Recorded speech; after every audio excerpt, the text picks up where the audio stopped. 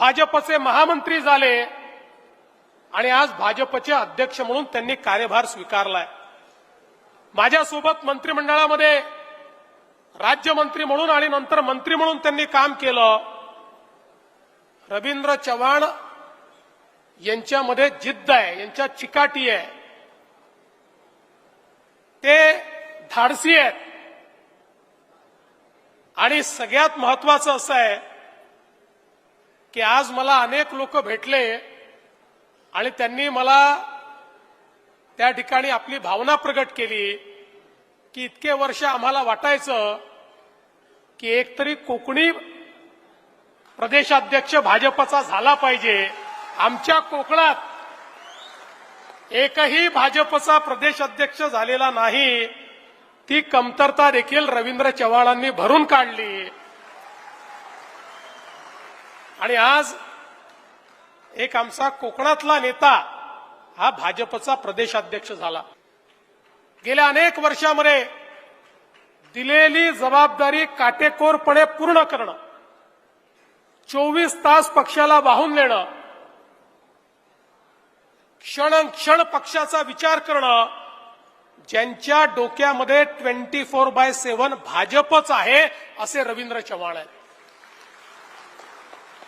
आणि म्हणून मला विश्वास आहे की त्यांच्या नेतृत्वात भारतीय जनता पार्टी अधिक वेगाने या ठिकाणी विस्तार करेल। पण त्याच वेळी आपले निवर्तमान प्रदेश अध्यक्ष चंद्रशेखर बावनकुळे यांचंही मी मनापासून अभिनंदन करेन। ज्या प्रकारे चंद्रशेखरजींनी पक्षाची धुरा हातामध्ये घेतल्यानंतर पायाला भिंगरी लावून महाराष्ट्राच्या कानाकोपऱ्यापर्यंत पोचून पक्षाला त्या ठिकाणी उभं करण्याचं काम केलं। मगाशी ते म्हणाले की माझ्यात मॅन्युफॅक्चरिंग डिफेक्ट आहे, मी थोडा जास्त बोलतो, ते खरंच आहे, तुम्ही रागवता, पण सुरुवातीला तुमच्या रागवण्याचा थोडा कार्यकर्त्यांना असं वाटायचं की अध्यक्ष जरा जास्त रागवतात, नंतर तुमचं रागवणं हे प्रेमाचं आहे हे कार्यकर्त्यांच्या लक्षात आलं आणि त्यामुळे कार्यकर्त्यांना हे लक्षात आलं। चंद्रशेखर बावनकुळेंनी सांगितलं ते जर केलं नाही तर आपल्या डोक्यावर हे केस राहू देणार नाही, इतका पाठपुरावा करतात।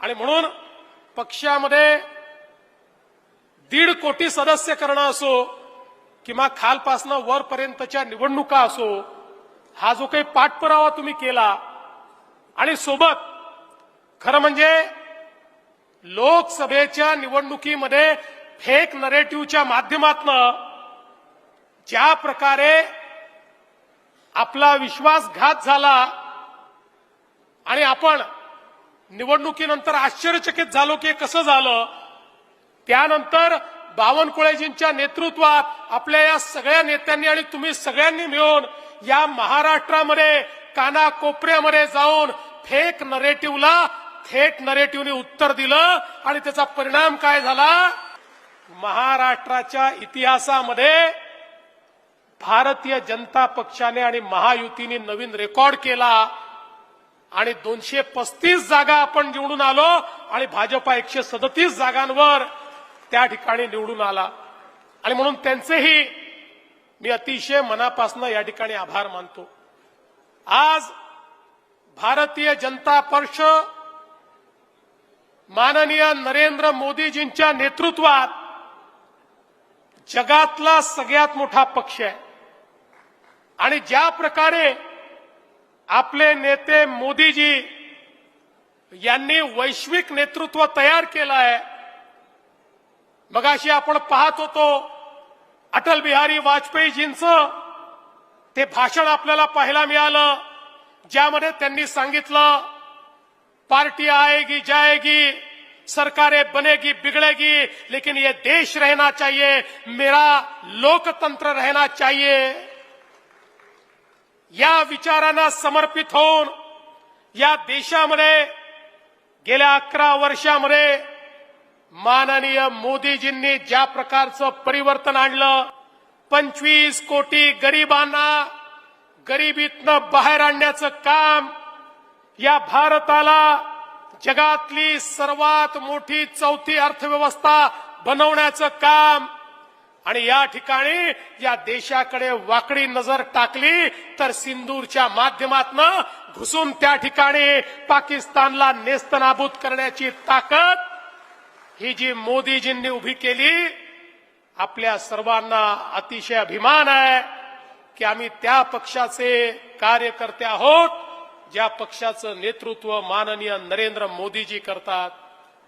बंधू भगिनींनो, आज तुमच्या सर्वांच्या आशीर्वादाने या महाराष्ट्रामध्ये अभूतपूर्व विजय मिळवून आपलं महायुतीचं सरकार स्थापित झालंय.